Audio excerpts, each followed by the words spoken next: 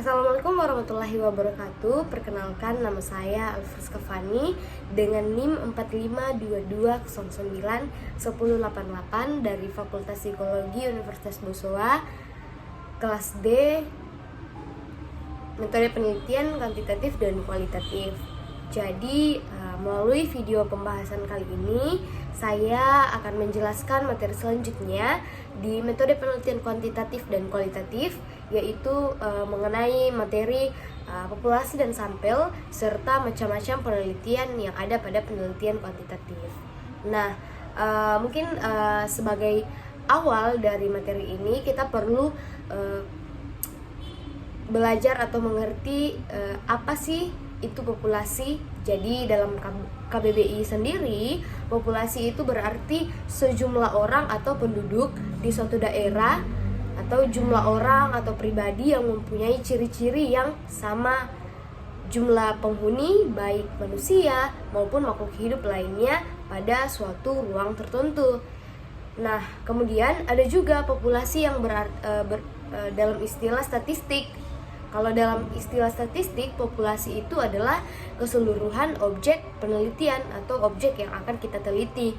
Kemudian populasi manusia menjadi penelitian harus disebutkan secara tersurat yang berkenan dengan besarnya anggota populasi serta penelitian yang dicakup agar tujuannya dapat ditentukan besarnya anggota sampel yang diambil dari anggota populasi dan membatasi berlakunya daerah generalisasi. Nah, dari populasi sendiri ini memiliki jenis-jenisnya. Nah, jenis yang pertama itu populasi itu dapat dilihat dari penentuan sumber data.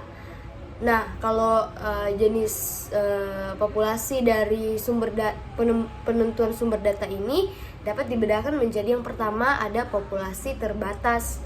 Nah, populasi terbatas ini adalah populasi yang memiliki sumber yang jelas batas-batasnya secara kuantitatif. Nah, dan kemudian yang kedua itu ada populasi tak terhingga.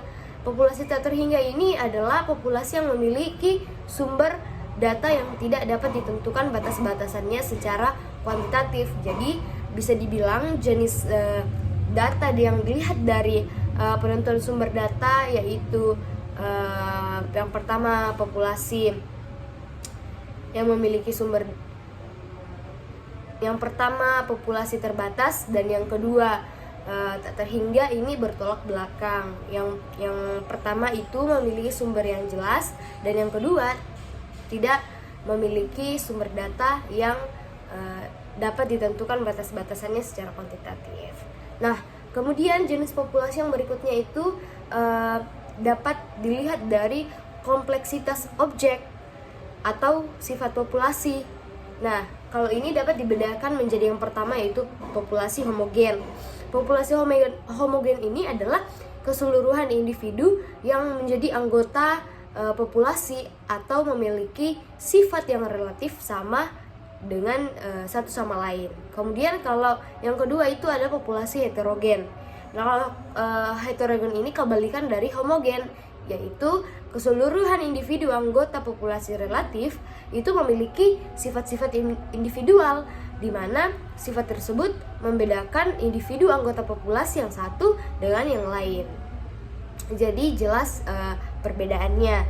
Kemudian sampel adalah atau sampel dalam penelitian itu berarti sebagian atau wakil populasi yang akan diteliti. Jadi kita perlu adakan istilah sampel dan sampling. Kalau sampel, dia merupakan bagian dari populasi yang menjadi sumber data sebenarnya dari suatu penelitian. Sedangkan sampling sendiri itu adalah cara yang digunakan untuk kita mengambil sampel. Nah, ada sama halnya dengan populasi, sampel juga memiliki jenis-jenis sampel. Jenis sampel dapat dibedakan menjadi sampling probabilitas, yaitu teknik pengambilan sampel yang memberikan peluang yang sama kepada setiap anggota populasi untuk menjadi sampel. Dan yang kedua itu ada sampel non-probabilitas, yaitu setiap anggota populasi tidak memiliki kesempatan atau peluang yang sama sebagai sampel. Kemudian ada teknik-teknik kita mengambil sampel atau teknik pengambilan sampel. Yang pertama itu sampel probabilitas, disebut juga dengan rancangan sampel secara random. Kenapa dikatakan demikian sampel probabilitas? Karena unit-unit sampelnya dipilih dalam mengikuti hukum probabilitas. Kemudian ada beberapa teknik yang digunakan. Yang pertama itu teknik random sederhana, yang kedua teknik atas dasar strata, yang ketiga teknik random bertahap atas dasar strata, kemudian yang keempat teknik random atas dasar himpunan. Kemudian teknik pengambilan sampel yang kedua itu ada sampel non probabilitas atau sampel yang tidak menggunakan random. Teknik ini sendiri juga memiliki beberapa teknik-tekniknya. Yang pertama itu teknik pengambilan sampel purposive.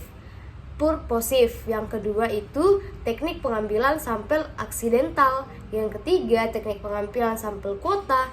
Keempat sampling sistematis. Kemudian sampling jenuh dan padat. Dan yang terakhir, yang keenam, snowball sampling. Selanjutnya pembahasan yang kedua ini mengenai penelitian korelasional. Nah, korelasi adalah suatu uji statistik untuk kita menentukan tendensi atau pola dari dua variabel atau lebih, atau dua set data yang bervariasi secara konsisten. Jadi dalam ilmu statistik, istilah korelasi diberi pengertian sebagai hubungan antara dua variabel atau lebih. Kemudian, penelitian korelasi adalah suatu penelitian yang mengetahui hubungan dan tingkat hubungan antara dua variabel atau lebih tanpa adanya upaya untuk mempengaruhi variabel tersebut, sehingga tidak terdapat manipulasi kepada variabel. Nah, penelitian korelasi mempunyai 3 karakteristik. Yang pertama itu penelitian korelasi tepat bila variabel kompleks dan peneliti tidak memungkinkan untuk melakukan manipulasi dan mengontrol variabel seperti pada penelitian eksperimen. Yang kedua, memungkinkan variabel dilakukan pengukuran secara intensif dalam setting atau lingkungan nyata. Dan yang ketiga itu memungkinkan peneliti memperoleh derajat asosiasi yang signifikan. Nah, kemudian ada proses dalam penelitian korelasional. Yang pertama itu kita perlu pemilihan masalah, dan yang kedua sampel dan pemilihan instrumen, yang ketiga desain dan prosedur, dan yang keempat analisis data dan interpretasi. Kemudian ragam penelitian korelasi. Yang pertama studi hubungan atau korelasi positif dan negatif. Yang kedua studi prediksi atau perkiraan. Dan yang ketiga korelasi majemuk. Kemudian desain dalam penelitian korelasi. Dalam hal ini kita perlu melakukan beberapa langkah. Yang pertama pertama-tama perlu penentuan masalah. Kemudian yang kedua peninjauan masalah atau studi kepustakaan. Ketiga rancangan penelitian atau metodologi penelitian. Yang keempat mengumpulkan data, kemudian datanya dianalisis dan kemudian disimpulkan. Kemudian kita masuk ke pembahasan materi yang ketiga, yaitu pembahasan mengenai penelitian eksperimen.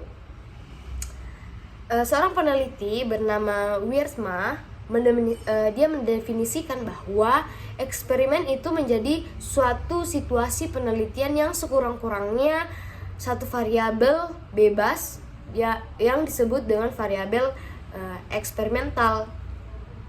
Penelitian eksperimental sendiri adalah bagaimana mencari sebab akibat dari sesuatu yang diteliti. Apakah yang menyebabkan itu terjadi, pengaruh atau tidak artinya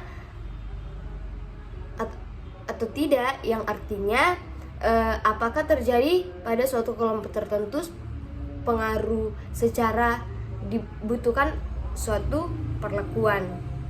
Kemudian selanjutnya, karakteristik dalam penelitian eksperimen itu ada 3, yaitu kita perlu melakukan manipulasi, kemudian pengenalian, kemudian kita harus melakukan pengamatan. Kemudian prosedurnya yaitu yang pertama, kita sebagai calon peneliti mengadakan studi literatur untuk menentukan permasalahan. Kemudian kita perlu mengadakan identifikasi dan perumusan masalah. Kemudian kita merumuskan batasan istilah pembatasan variabel hipotesis dan dukungan teori. Kemudian kita menyusun perencanaan eksperimen yang akan kita lakukan, kemudian melaksanakan eksperimen, kemudian memilih data sedemikian rupa sehingga yang terkumpul hanya data yang memang menggambarkan hal serupa yang terjadi di lapangan atau yang disebut dengan hasil murni.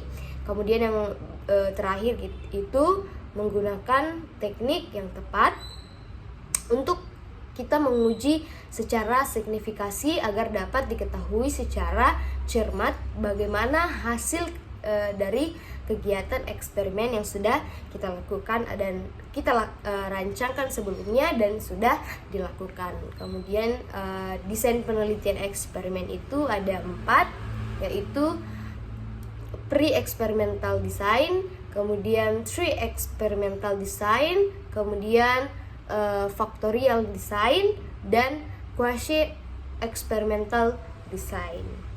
Nah, sedemikian jauh pemaparan materi saya mengenai populasi dan sampel serta macam-macam penelitian kuantitatif. Demikian dari saya, kurang lebihnya mohon dimaafkan. Sekian dan terima kasih. Sampai jumpa di video berikutnya. Assalamualaikum warahmatullahi wabarakatuh.